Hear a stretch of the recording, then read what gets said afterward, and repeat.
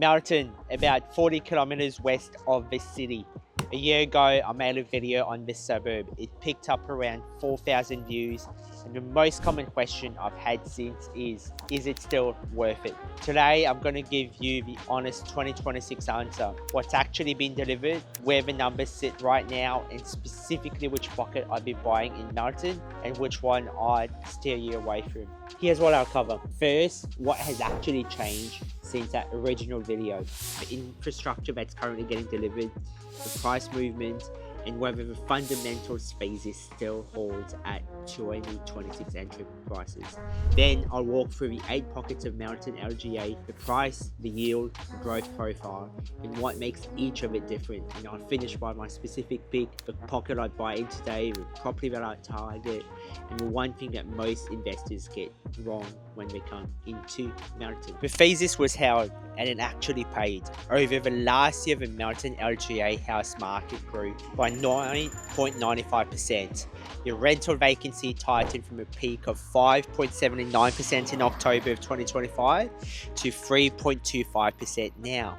And the shortlisted suburbs and pockets outran the Melton LGA growth. The one structural change a 2026 viewer must hear is entry price and yield. The sub 600k mark of established homes is largely gone over the LGA's typical house price, and because rents stayed flat while prices ran, the gross yield somewhat compressed below the 4.5% yield. Melton in 2026 is a capital growth play bought at a higher base with a thinner rental income getting produced.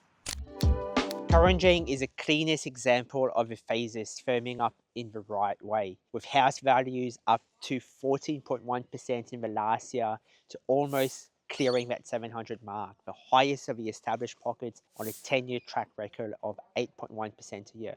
What makes that move look really palatable rather than speculative is the demand mix. Kurunjang has the lowest renter share of the group, making it the most owner-occupier dominated pocket in the shortlist.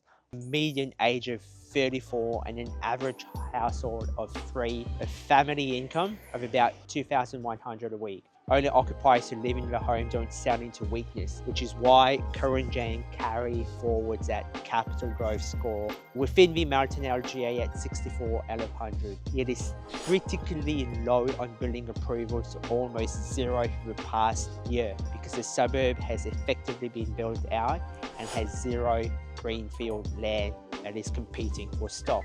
That scarcity is not speculation, it's a positive change, and the increase in yield to 2.9% is a market pricing.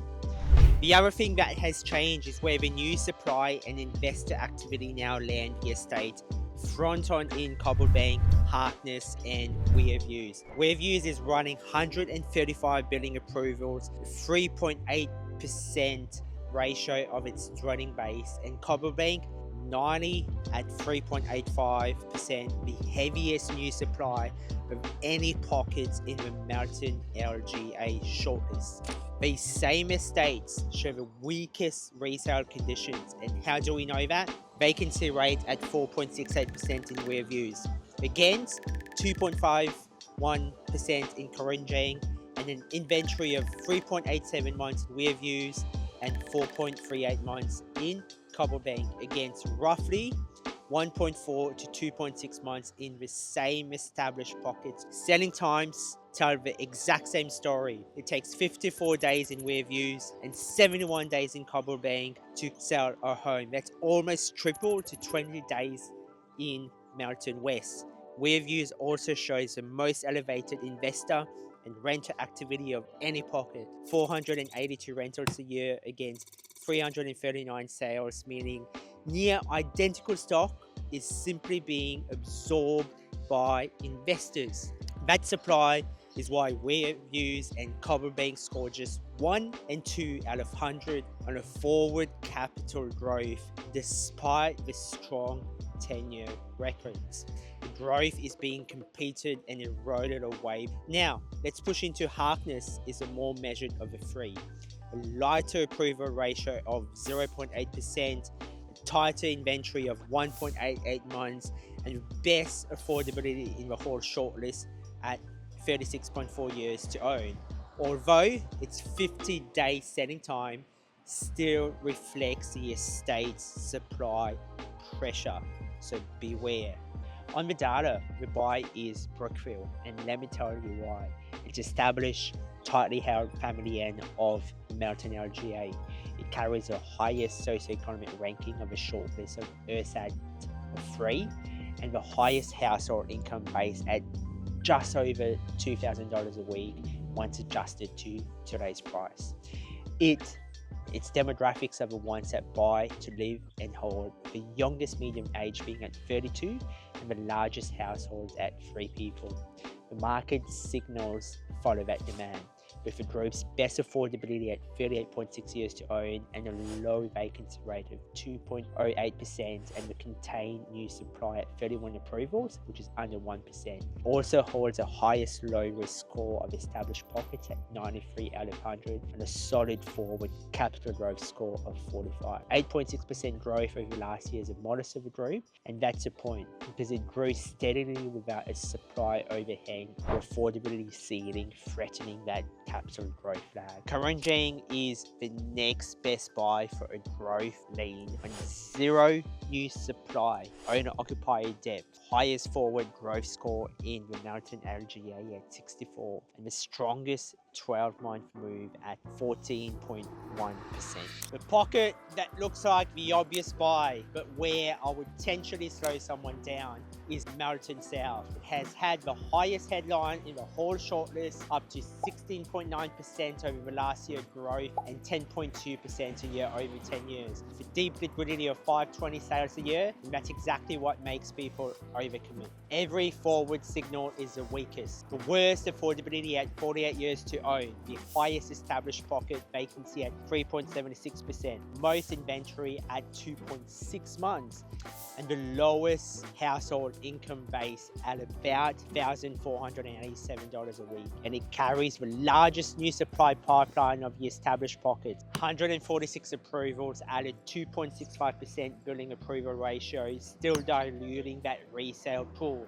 The forward capital growth score for Melton is the lowest of the established pockets at 24. The past growth is absolutely real, but that has equally been captured. The clear mistake in Melton is buying house and land greenfield estates, specifically the likes of Harkness, Weir Views and Cobblebank, for the simple reason of a depreciation tax bill and the shiny new product, without accounting for the land supply that is still coming in. Want to buy a resale as they compete against your brand new stock that's still being built on the fringe and next door of a land component rolling through. And that's why the forward capital growth score sits at effectively 1 and 2 out of 100 for Weir Views and Cobblebank. So in simple plain English, you want to be buying the established homes and the existing estates are already functioning, supply constrained pockets and not the new builds on the fringe. We want you to be prioritizing zero to near building approvals, tight vacancy, and chase the land component and manufacture that equity versus a tax perk. You want to be checking the street simply before you buy. So, is Melton still worth it in 2026 and beyond? Yes, but the trade-off has changed. Melton is no longer the 4.5% yield play from a year ago. Capital growth play board at a higher base. You're looking at buying in Brookfield for the safest established hold. You're leaning into Kurunjang for the strongest growth score with zero supply. You're watching the Melton South headline numbers and you're walking straight past the home and land package of the Harkness and the Weir Views. So simply, if you want to know whether specific Melton Street or property passes our insight to framework, that's exactly what we do. The link's in the description. Subscribe if that was useful, and I'll see you on the next one.